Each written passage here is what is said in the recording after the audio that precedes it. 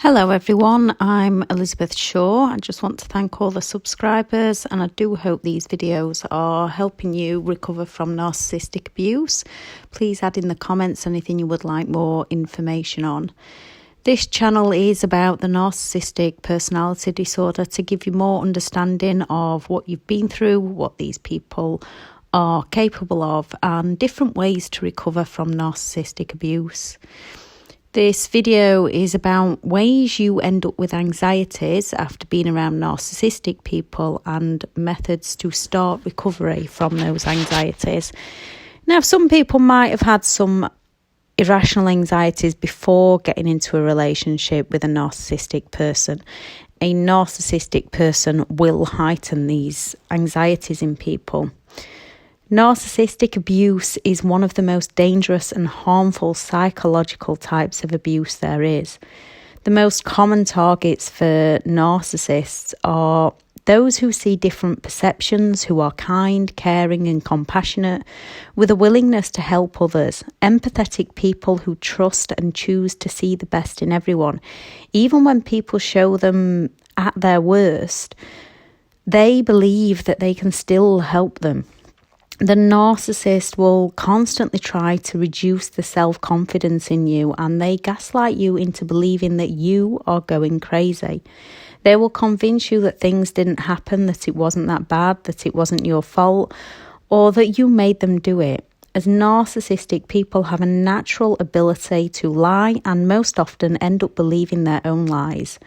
Most are highly skilled at manipulating others into believing their lies, especially when people have never experienced this kind of abuse or don't have the knowledge or understanding of it, leading you to being unable to think clearly, constantly living under stress, adrenal fatigue, often then leading on to anxiety, CPTSD and major depression, which are all things that often leave people trapped in the vicious cycle of a narcissistic relationship. The lowered state of self-confidence, living under constant pressure and stress, most often leads to that adrenal fatigue. Living in constant fear that they are doing something wrong, fear from threatening behaviour, fear from what others will think of them, fear that no one will believe them. A lot of targets become unable to function correctly, and they most likely have already been isolated from others by the narcissist. If not most, then start to begin isolating themselves. In this state is when major depression and anxiety kick in, and with constant gaslighting, manipulating, reminders from the narcissist that you are crazy and you need help, confirming in your already destroyed mental state and thinking abilities that you are the one that is in need of help, which to an extent you are due to the psychological abuse you've suffered at the hands of a narcissist. Unfortunately, most of us end up trusting and turning to the actual person that's causing those problems for help, slowly destroying ourselves more without even realising it. Now, there is rational anxiety, like when you're walking across a road and out of nowhere a big lorry is coming straight for you. This rational anxiety is designed to protect us and make us take action to help us. Although sometimes our minds turn to freeze mode where we stop dead, fawn where we just give up, fight where we run, or flight where we stand up for ourselves. Flight where we run, or fight where we stand up for ourselves. Most often in narcissistic relationships, we might start with fight and defend ourselves. Then as time passes and we fear reactions, this might turn to freeze or fawn, where we just give up and end up walking on eggshells. And then one day we finally have enough, not fully knowing what we've had enough of, and take flight and run.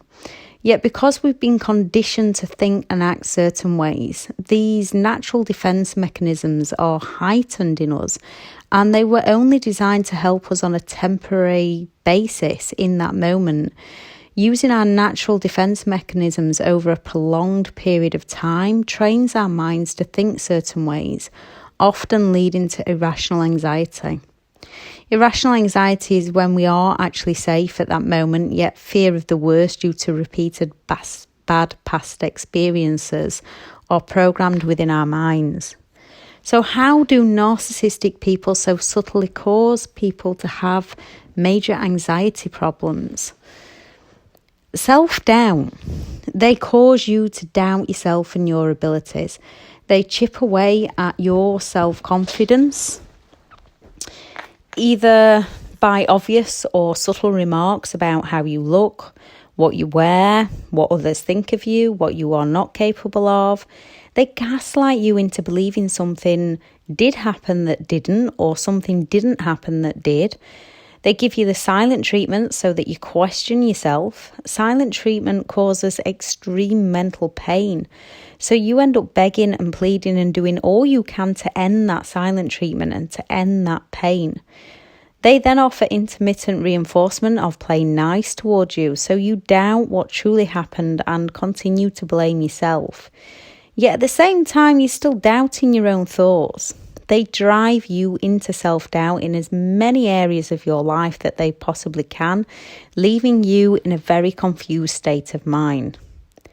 One cause of anxiety is persistent second-guessing of yourself and others' actions, behaviour or words, thoughts, doubts in your own capabilities, and doubts in the intentions of those around you, leading you to constantly question yourself and others, often leading to self-isolating and more fears and more doubts.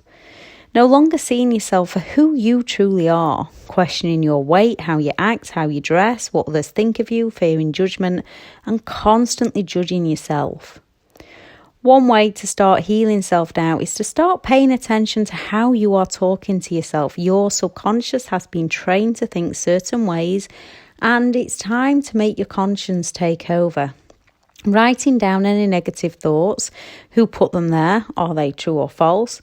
Looking for things that contradict those thoughts of you, believing that you are not capable of doing something.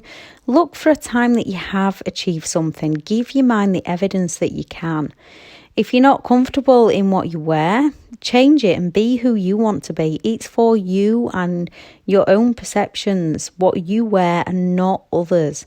Those who judge and have insecurities within themselves are the ones that have put those thoughts within you. Doubting that you're not good enough. Why not? Everyone is good enough. Just because a toxic person tried to derail you doesn't make you not good enough. Other people's opinions does not have to become your reality. Now, when you're around a narcissistic person over a prolonged period of time, it does become your reality, and it's time to shift that reality back out. It makes those people not good enough for you. Give responsibility back to the rightful owner. Look for things you have achieved, good people you've had in your life or good people in the world. Look at you and how much you try to help others, and know there are others just like you who want to help.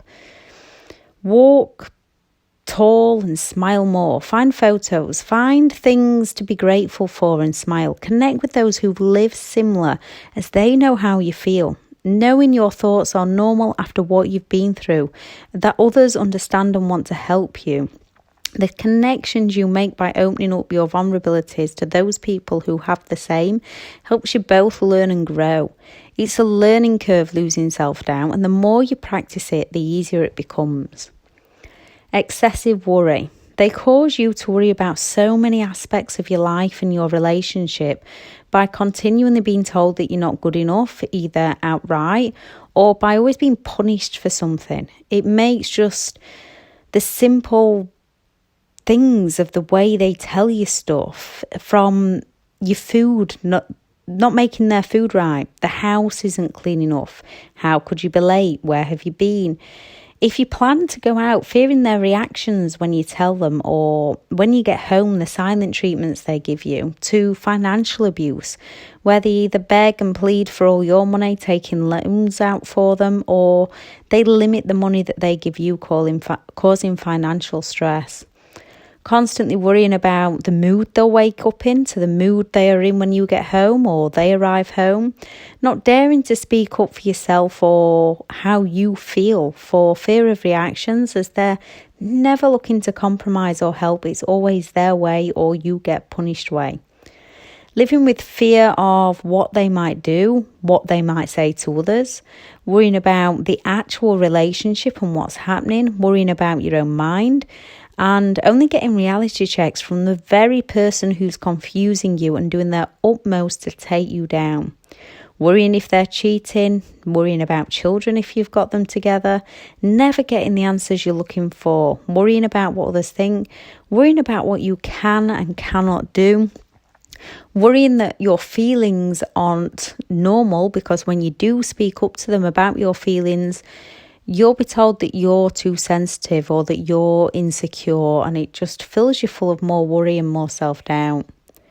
One cause of anxiety is excessive fear or worry. We all have normal worries in life. It becomes excessive when you're living it nearly every moment of your life, and a narcissist will train you to worry about so much. There's rarely a moment when you're not worried about one thing or another. Even when they play nice, you're worried that their not so nice side will come back out, treading on eggshells around them, trying your utmost not to upset them with anything you say or do. And as a narcissist doesn't truly know themselves, that switch can get flicked at any moment, no matter what you do. Even when you've done nothing and you've done your best to keep them happy, they will manipulate by blame shifting, provoking you, or the silent treatment. So you look for what you did wrong and find ways to fix something that you didn't even do. This excessive worry and negative thoughts most often continue after the relationship over, and it is a work in progress to heal these, but you can overcome them. Ways to heal from excessive worry. Start writing down about your worries, looking at the ones you can take action on. Don't spend all day, every day on it. Set a time and a time limit. Then go about crossing off those normal worries that you cannot do anything about and focus on the ones you can, and then take action. Watch how you talk to yourself. Pull yourself up on any negative remarks towards yourself. Stop telling yourself you cannot as your mind starts to believe it, and start telling yourself that you can is one of the best places to start. Give yourself time. It's a learning curve. When babies learn to walk, it takes practice, yet they don't give up. Do not give up on yourself. You can do this. Find evidence of your thoughts, looking for times you have done something or someone else has done something to prove that it is possible. Do not predict that bad things are going to happen that isn't actually happening. Look at the outcomes that you want, focus on what you want and take action. Your mind will find a way to help you. Talking with those who have felt the same can also help give you outside perspectives on your worries that you might not be aware of, or things that you might be taking out of context within yourself because of the stress you've been under. They might also have solutions you've not thought of that help them and can help you. Exercise, meditation and yoga can help massively. Compulsive behavior. Living or being around a narcissist causes so much uncertainty within our lives, not knowing what's going to happen next, who they are going to be that day, if the bills will get paid, where you'll live, triangulation from the narcissist of those around you, fearing that others don't like you, uncertainty about who genuinely cares. One cause of anxiety is compulsive behavior. When you're around negative, toxic people and you don't have much certainty in your life, you start craving that certainty because life is so uncertain. This can be down to routines of cleaning, what and when you eat, developing patterns known as rituals that you have to do or you will feel so much worse. Now, there is nothing wrong with routines. There is nothing wrong with exercising every day or having a clean home.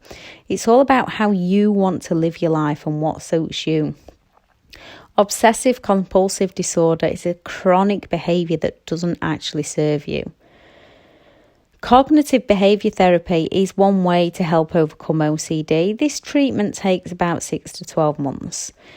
Walking away from toxic people can help you. Going no contact can help you, because you can start getting clarity back into your mind and certainty back into your mind. Watching how you talk to yourself.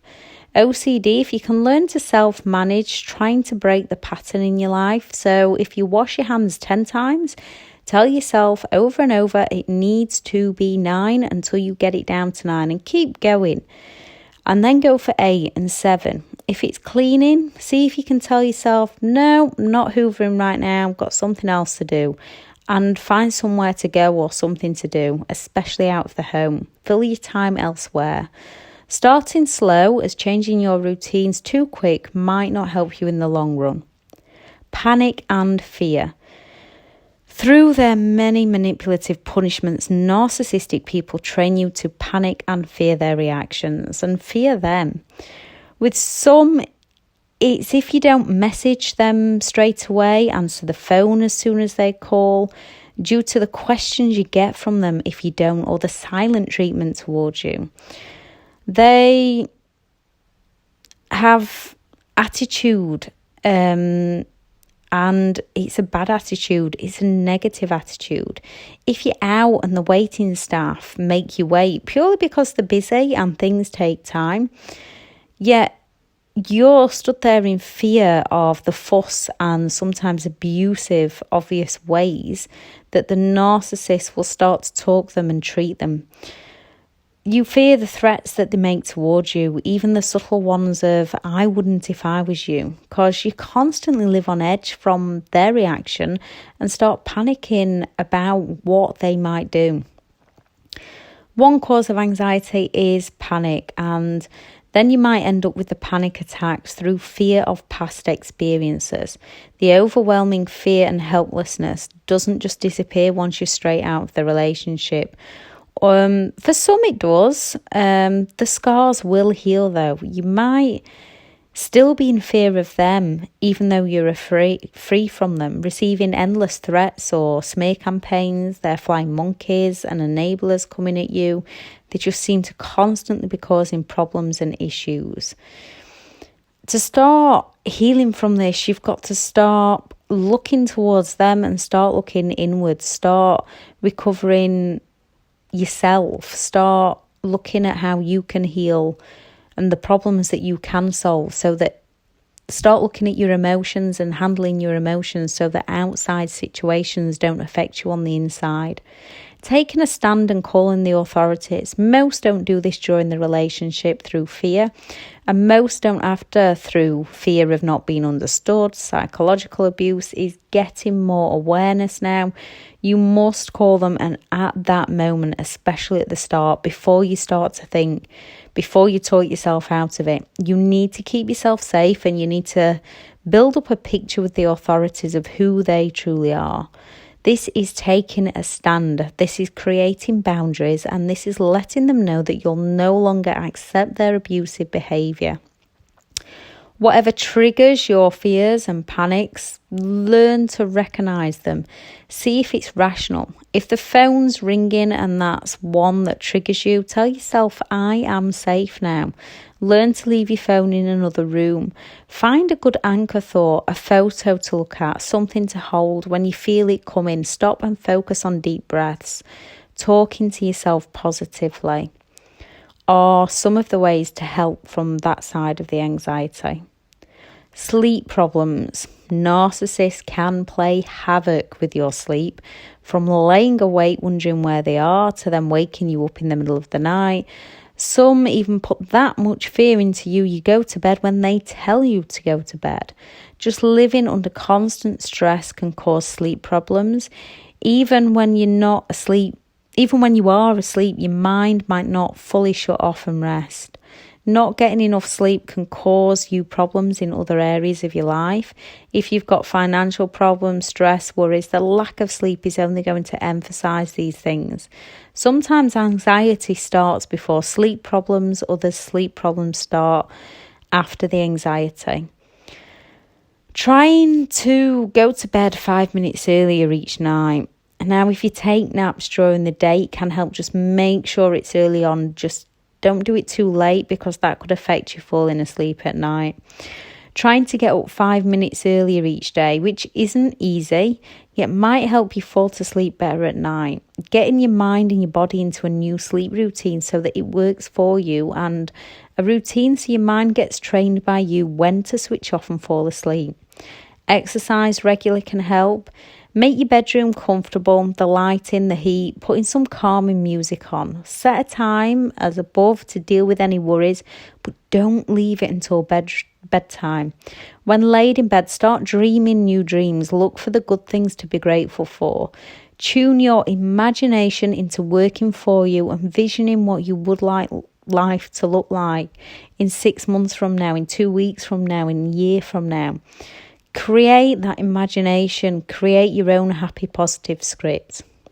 It takes time to heal, and that depends on who you are, what you've been through. It is possible. You can and you will overcome anxiety. Keep working on you. Get extra help and support when needed. You are not alone in how you feel. Good people will help you. Thank you for listening. Bye.